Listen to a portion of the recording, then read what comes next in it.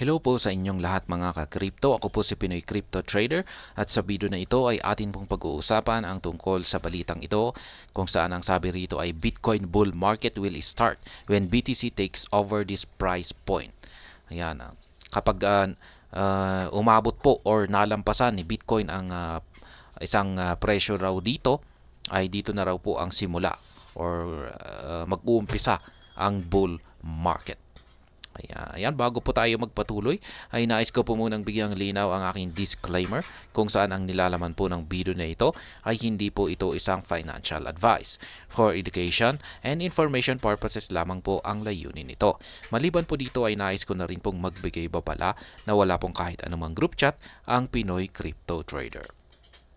Yan, sabi po dito ay top crypto analyst highlights Bitcoin's bullish potential at a specific BTC price. Yan, marami po sa atin ang gustong malaman at nagtatanong kung kailan magaganap or kailan mag-uumpisa ang bull market.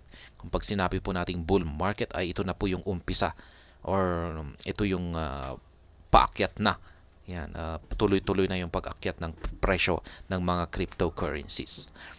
Ayan, in a week marked by crypto market fluctuations, Bitcoin investors have been eagerly eyeing the charts, searching for signs of a potential bull market resurgence. Ayan, maraming mga investors ang talagang tutok sa kanilang mga charts para maghanap ng mga signs. Yan, kung kailan nga ba ang mag-uumpisa ang bull market. Amid the recent dip where BTC lost more than 4.2% of its value, expert crypto market analyst Ali Martinez has offered a glimmer of hope to the crypto community. Ayan po. Si Ali Martinez, ang crypto market analyst natin na magbibigay ng kanyang pananaw sa balita na ito. Ayan, si Martinez, a prominent figure in the crypto sphere, has pointed to a key indicator that could signal the beginning of a bullish rally. Yan, meron po siyang nakita na signal. Yan, maaring key indicator ito. Yan, kung kailan mag-uumpisa ang bullish rally. According to the analyst, the Bitcoin warm supply realized price indicator holds the key to reigniting a bull market. Yan po yung nakita po niya sa indicator na ito. Yung tinatawag nilang Bitcoin warm supply realized price indicator. Diyan po niya nakita yung susi. Yan, kung kailan daw mag-uumpisa ang bull market. This indicator, which calculates the average price weighted by the supply of digital assets paid for by market participants, has a crucial threshold of 28,233. Yan po yung actual na post ni Ali Martinez. Yan, gamit ang kanyang warm supply realized price indicator.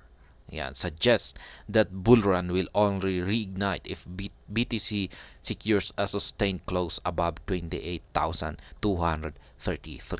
Ayan. Kung pag nagsara daw po ang presyo ni Bitcoin sa ibabaw ng price level na 28,233, ay yan na raw po ang signal para magpatuloy or magkakaroon ng bull market. Yan, o tuloy-tuloy na pag-akyat ng presyo ni Bitcoin. At syempre, kapag nangyari po yan ay ganyan rin po ang mangyayari sa mga buong cryptocurrencies. The warm supply realized price represents the less active component of short-term holder supply. For Bitcoin to secure a sustained bull run, it needs to close above this critical price level. Martinez analysis suggests that this threshold, if crossed and maintained, could pave the way for a significant upward trajectory. Ayan, yan po ang kanilang binabantayan ngayon. Lalong-lalo na si Ali Martinez, binabantayan niya. Ayan, kapag nagsara ang presyo ni Bitcoin above sa ibabaw ng 28,233 na price level, ay yan na raw po ang umpisa ng bull run. Ayan.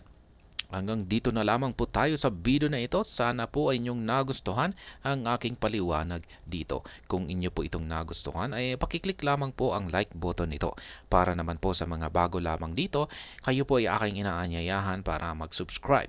Pakiclick na rin po ang bell icon nito dahil ito po ang siyang magsisilbing notification nito sa mga bago kong videos na akin pong ina-upload sa aking YouTube channel na ito.